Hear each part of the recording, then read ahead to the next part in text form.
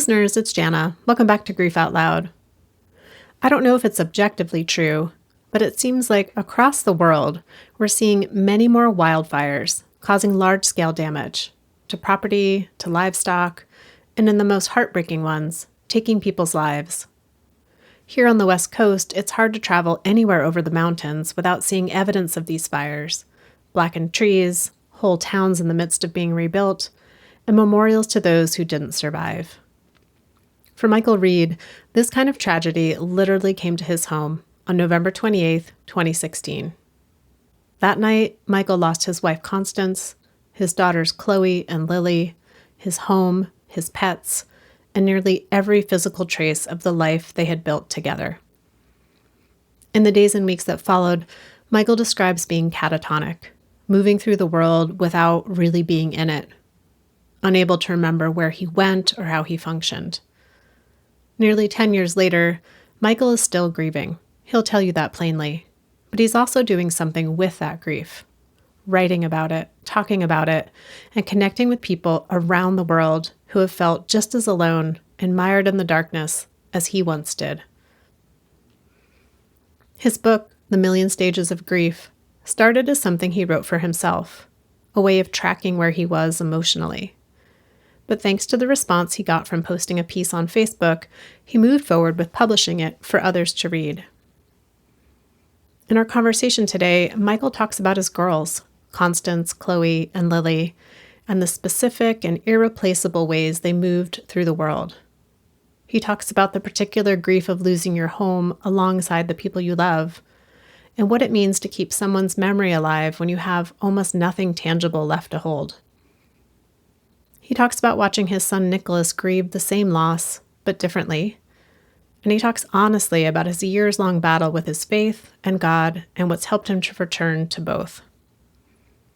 In true Grief Out Loud fashion, this is a conversation about what grief actually looks like. Not the tidy linear version, but the real one, with its million different stages that sometimes occur all in a single day. Quick note, there's some pretty salty language in this episode, so if you're not into that, maybe skip this one. Okay, here's our conversation. Michael, welcome to Grief Out Loud. Thank you for having me. Tell us a little bit about your girls, Constance and Chloe and Lily. They're my world. To me, they're still here, so I don't refer to them in the past tense. Constance is my best friend, soulmate. I knew the second I met her, she was the one. I just knew it. After the first night that we met, I called my dad and said, I just met my wife. And he's like, you're nuts. And I found out later that when she went home, she told her stepdad, I met my husband. And I'm sure he thought she was nuts too. But we knew it. We knew it the instant we met. We have a son, Nicholas, who's 24 now. He's all grown up and on his own. And then there's my girls, Chloe and Lily. And Chloe is forever 12. Lily is forever 9. Chloe's my princess, and Lily is my diva. I miss him a lot. Chloe has the kindest heart that I've ever known.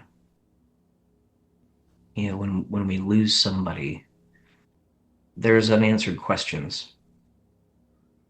But there's also moments where you see somebody else's compassion and didn't know they were that compassionate, if that makes sense. So Chloe one day was at school.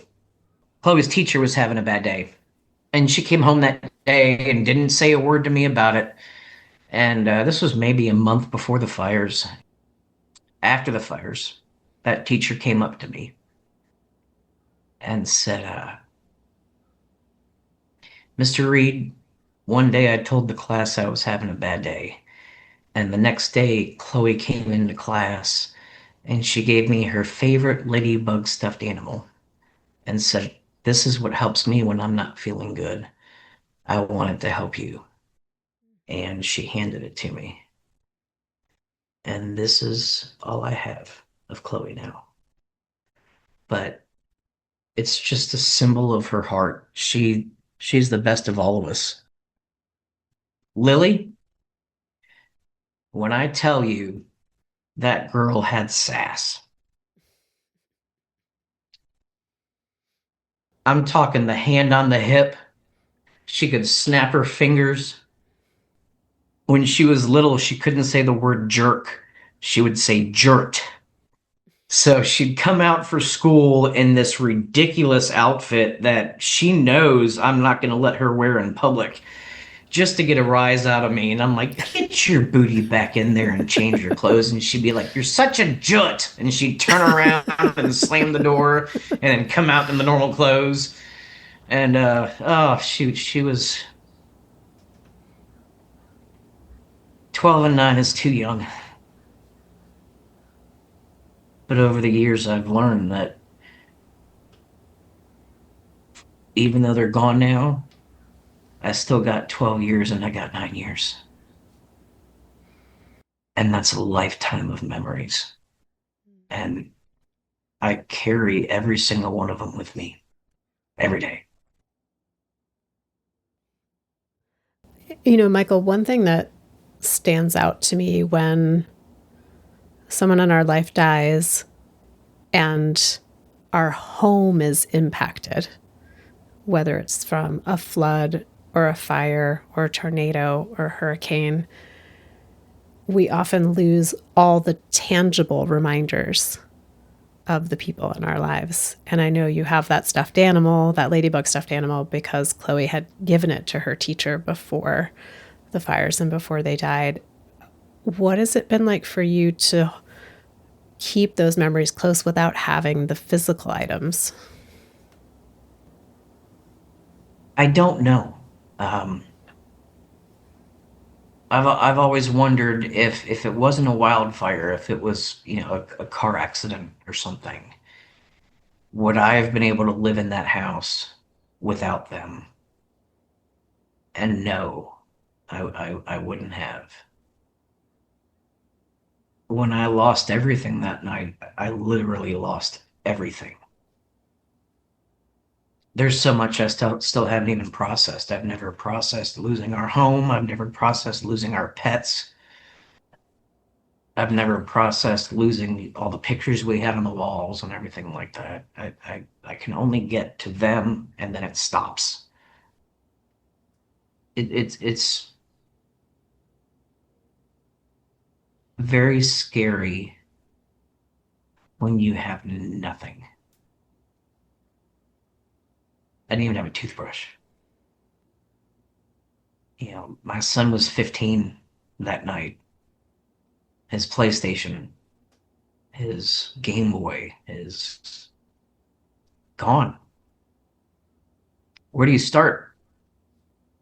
And I don't even know where I started. I was absolutely catatonic for the first 6 months. I don't remember anything. I don't remember where I went, what I did. I don't remember getting another house. I think my brain has just tried over the years to protect me from the pain, even though my heart still feels the pain every day. What are some of the ways that you think your brain has tried to protect you? Um, it, it's helped me, and it's also been my worst enemy. I have really bad PTSD and anxiety and depression, and when the wind starts blowing really bad, I turn into a 10-year-old. For a long time, I was convinced there's another wildfire coming, so I was very guarded.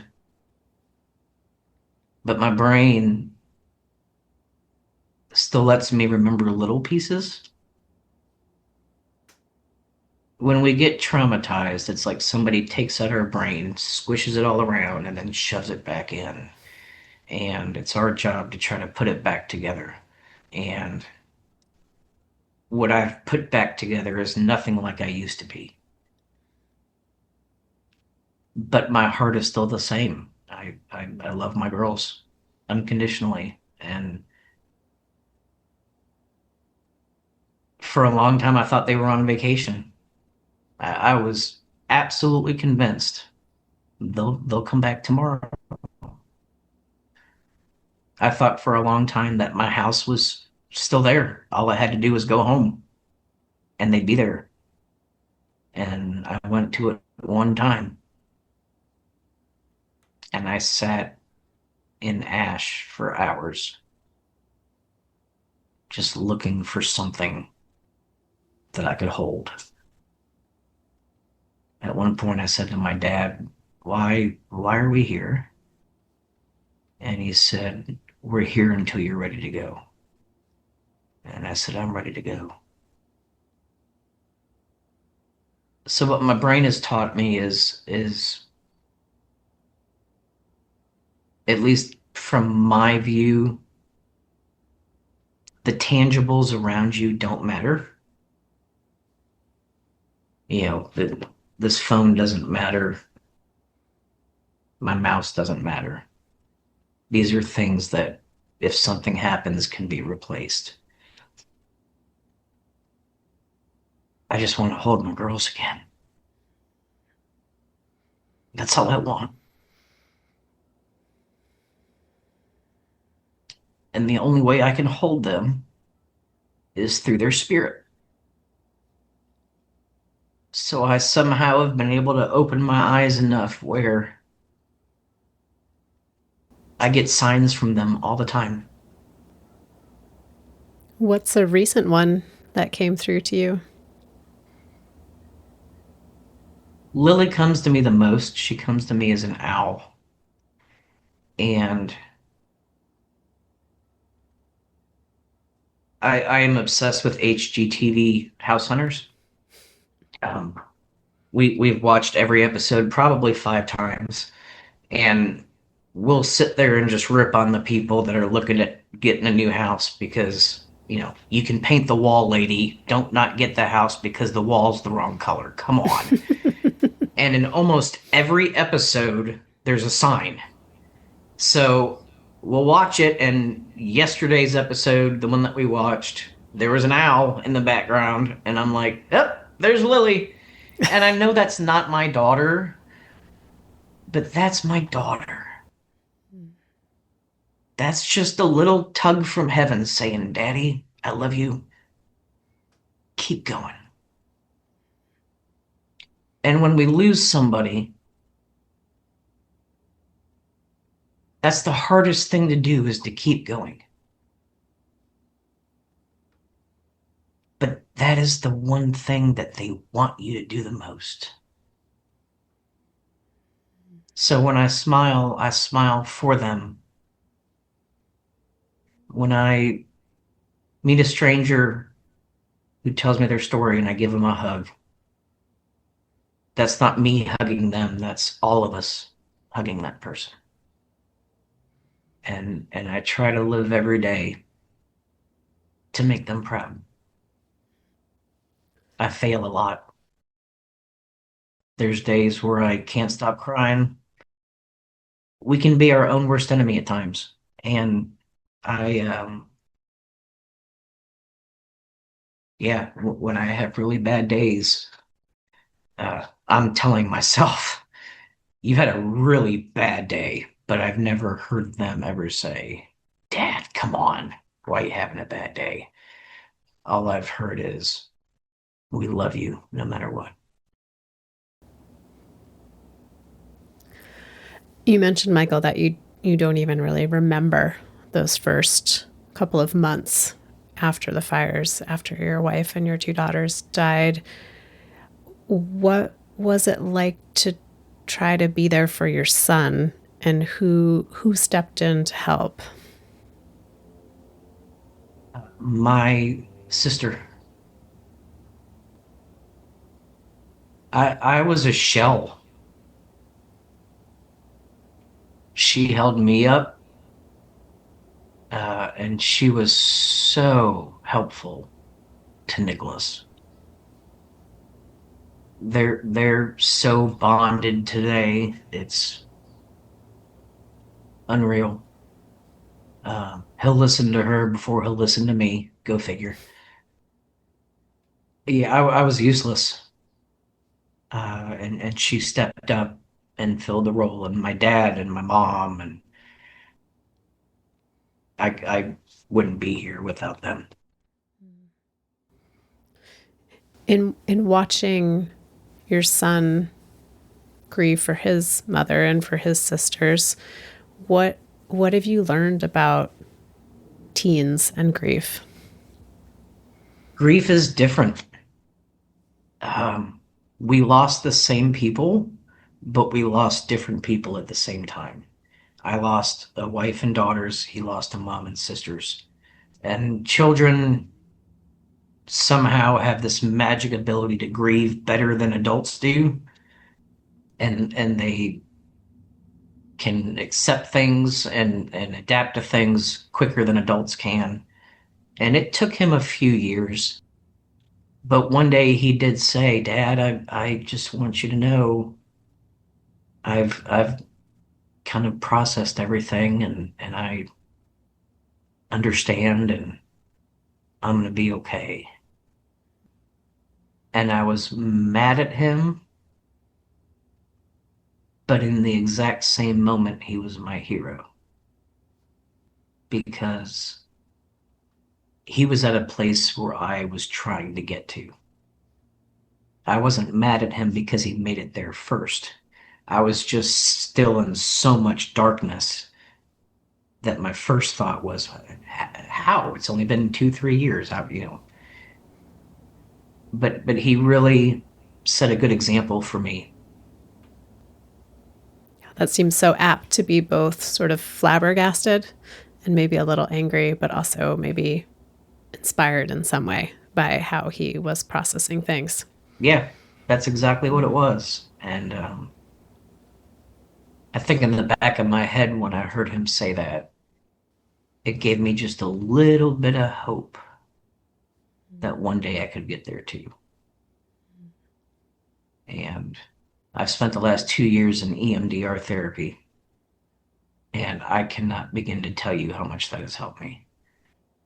And I'm kind of in a season now. I do not like the word acceptance, but I'm in a place now where I'm understanding that the loss is part of my identity. And if you want to know me, you have to know them too. My purpose on earth now is to always talk about them and to always share the good memories and the happy times. And I can feel them pushing me in directions and guiding me, and I will never let that go. There's a big difference between accepting the death and accepting that the people that we lose continue to have a role in our lives and that the loss has inevitably shaped us in some way. Like that's a very different type of acceptance. I just wondered if we could go back for a moment because you mentioned the stages of grief, and that's something we've talked a lot about on this show of how, they were originally formed for folks who were dying and then they've been sort of put upon people who are grieving, and then some people relate to them and some people don't, and that one of the biggest challenges is that it ends up being this prescriptive model for like how to do grief. And your book that you put out in 2025 called The Million Stages of Grief obviously talks about how the 5 didn't work for you. There's so many more. So I wonder if you could talk a little bit about how you got there. I For a bunch of years, I would get up in the middle of the night and I would just start writing what I was thinking and what I was feeling. And I did it mostly for myself so that I could go back in 6 months and go, okay, this is how I feel today. How did I feel last year at this time? How did I feel 6 months ago at this time? Just to see if I was making any progress. And the answer was always no. I'm still in the same spot that I've been in this whole time. And one day I just took one of the things I had written and posted it on Facebook. It's raw and it's unedited and it's real and it's authentic and it's painful. But that's what grief is. So I just put it out there and the response was crazy. Oh my gosh, I lost my mom 10 years ago and I was thinking these same things too. And finally it makes sense. Thank you for these words. And I'm like, really? So like a month later, I posted another thing. Then it turned into a blog. And then it turned into please write a book. And I never knew where to start. And then I just sat down one day and I said, I got to start from the beginning. And the first chapter is about my girl's favorite song. And it was The Story of My Life by One Direction. God, I hated that song for so long because it reminded me of them. And I couldn't listen to it. And it was a couple years ago. I was sitting on the couch and I'm like, I gotta hear it. And I downloaded it and I hit play and I bawled like a baby because I could hear them singing it. And when I closed my eyes, I could see them still dancing to it. Chloe wanted to move to England and marry one of them. I don't know which one. And I tried to explain to her that she's 11 years old. You can't fly to another country by yourself, but she didn't care. She was going to marry him. Um,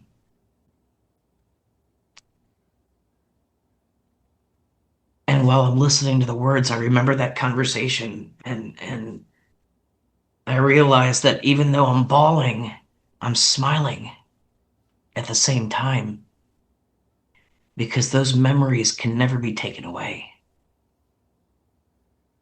And now I listen to it almost every day. And I cannot sing for shit, but I sing it as loud as I can. They can hear me. Nobody else needs to, but um,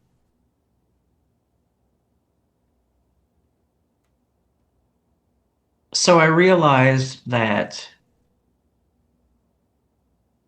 the way the world talks about grief and the way that we're expected to grieve is completely wrong.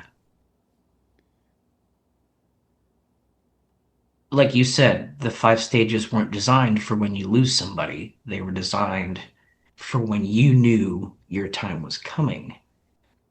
And there's a total disconnect there.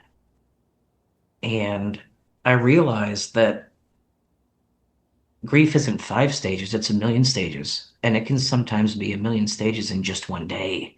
And you can go from anger to sadness to happiness to joy to crying again in an instant. And there's nothing out there to help people that are stuck in that.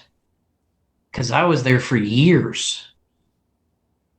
And so I took everything I've learned in therapy, everything I've learned in college, and everything that I've learned over the last 9 years, and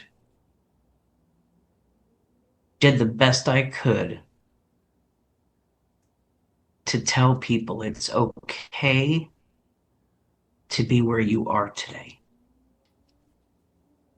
There is no wrong way to grieve. There is no right way to grieve. It's okay to have bad days. It's okay to have good days.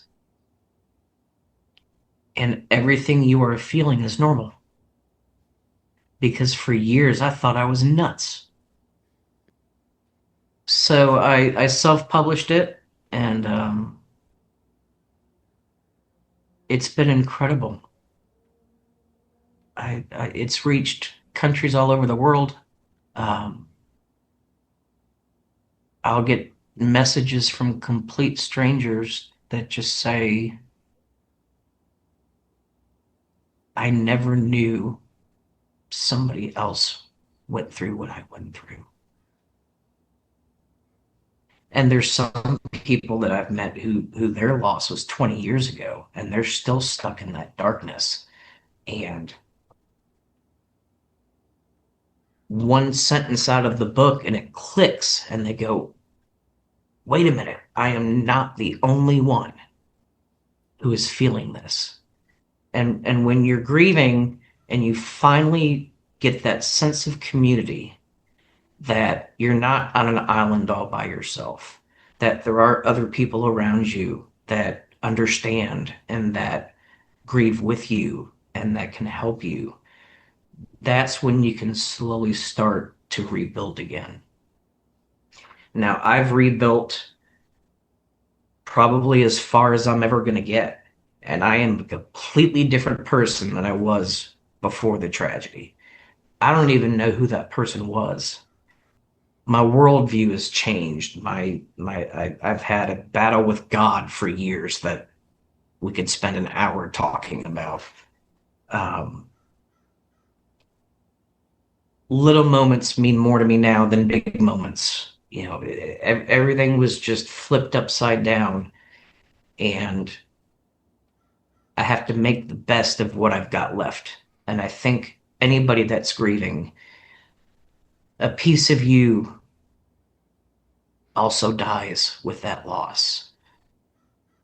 You can let that piece of your heart stay torn away, or you can take what's left of the heart and sew it back together and get it to beat again. So that's what I hope the book does for people is tells them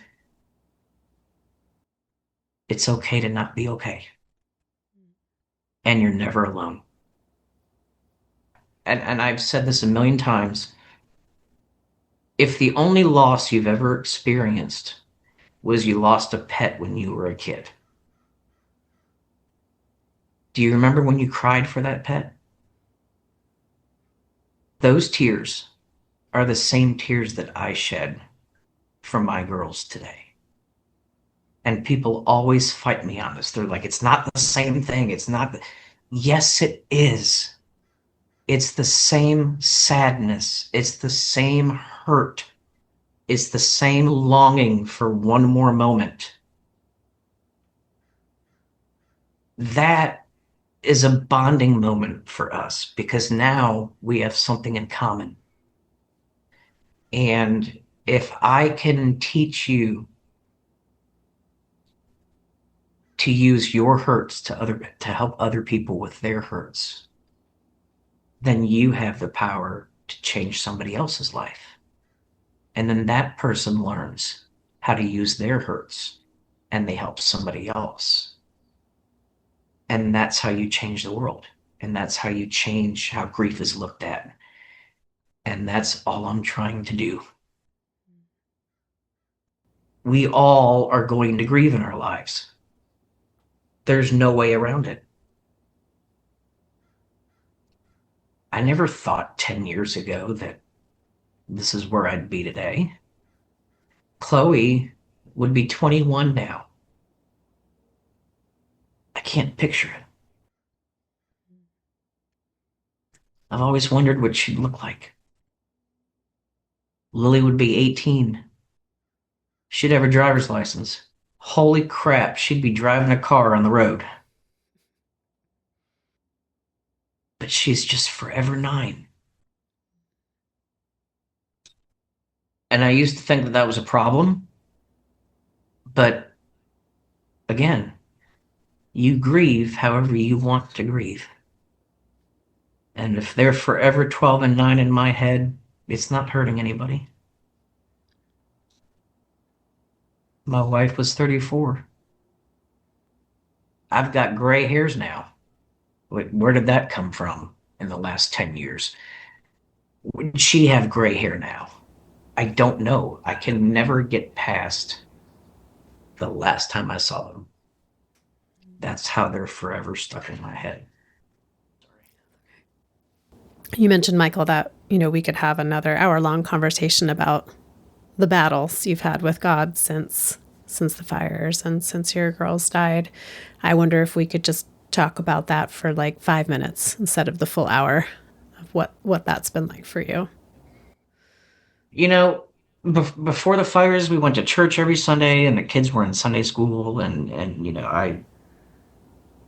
I'm not a Bible thumper by any stretch of the imagination, but I consider myself a Christian, and I try to do good for others, and we're just chugging along at life, and then all of a sudden everything's gone. I was so mad at God for not warning me that something was coming. Like, I thought we were pals. I thought you had my back. Why did you let this happen? What have I done wrong? Am I not Christian enough? Have I not read enough of the Bible? We went to church every Sunday. What more do you want from me? We cooked at our soup kitchen together on Thursdays. What more do you want from me, God? You have taken everything I've known and ripped it away. And for years, I turned my back on him. Um, I remember it clear as day. My wife had a lot of mental health issues. She went through some really bad trauma when she was a child, and it affected her daily life. She didn't work, she didn't drive, and I remember I asked God one day, "Why didn't you let me save Constance?" And He said, "You did save her because you held her hand every day until it was time for me to hold it." And I said, "Fuck you. Why didn't you let me save my girls?" And He said, "Your wife's biggest fear was being alone, and now she never has to be alone again." And I said, "Fuck you again." And then I didn't talk to him for years. Then one day, I realized that the signs that I'm getting isn't from my girls. It's been God the whole time telling me that He's still here. It is okay to be angry at God. I still am. But I know He's there. I know He wants me to use every day I've got left here to help as many people as I can. And if I do that, one day I'll get rewarded and we'll all be holding each other again. So it sounds a lot like it's been a coming back to being in relationship. Yeah. Um, I go to a Christian college, and I picked a Christian college on purpose because I got to let out. And I've taken these last 3 years, and every chance I get, I've talked about part of the story and part of the struggle, and why does God let bad things happen to good people? And you know, the part that's been hardest for me is I'm going to give you an example. Constance and I always used to talk about getting matching tattoos of each other's heartbeats. So she was going to get my heartbeat, I was going to get her heartbeat, and every month she had to see her psychiatrist to get her meds refilled. And every month we would go, we would be like, should we do the EKG today so we can get our little printouts? And no, we'll do it next month. And we did that for months. And after the fire, um, the first time that I really felt them come to me, I was actually sitting in a bathtub and I had my hands crossed and I felt something pull my hands down in the water. and I couldn't lift my hands up. And I heard a voice say, "Remember." And I'm like, I thought I was insane. Um, remember, remember. 2 weeks before the fire was her doctor appointment. And that day, her blood pressure was elevated. So they did an EKG to make sure she was okay. Now I have her heartbeat. And what I realized in that moment was, did God know this was coming? Yeah, because he made sure that I'd get that heartbeat. And that's where it was very easy back then for me just to walk away from him altogether. I mean, if you knew this was coming,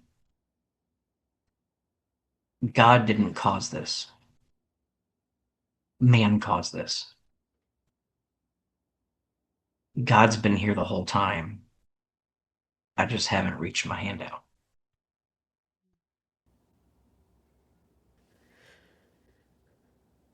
Another aspect of your story, Michael, is that right after the fire, you became kind of the public face. There's been a lot of newspaper articles highlighting you and your story, and you ended up being kind of like the spokesperson, it seemed like, for the community. What was it like to be? I'm just imagining this very dissonant place of you're barely functioning, and yet you are like the face and the voice of a collective tragedy. I was catatonic. Everywhere I went, people knew who I was. And it wore me down. I spent about 2 years completely isolated. I couldn't do it anymore. It meant the world to me every time somebody would come up to me and say, "I'm so sorry. Can I give you a hug? We're praying for you." It meant so much, but every time I heard it, it was a reminder that they were gone. And I didn't know how to process that back then. So I secluded myself. Now I'm trying to kind of reverse it. I had this platform that I didn't want, but now I want it. And I want to be able to tell people, you're going to be okay. And there's always hope.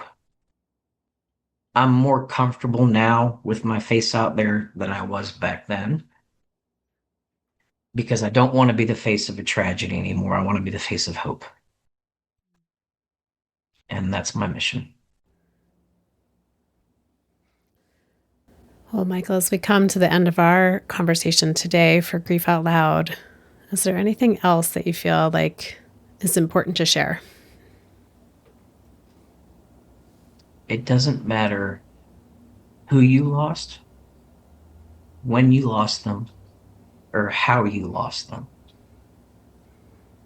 Loss is loss.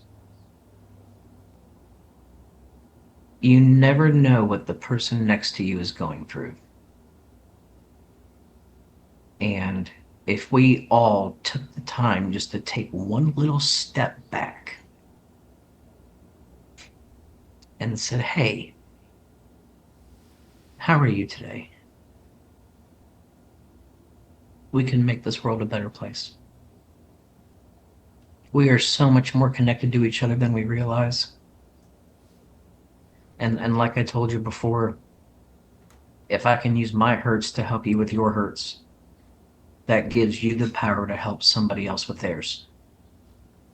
And that's how you change the world.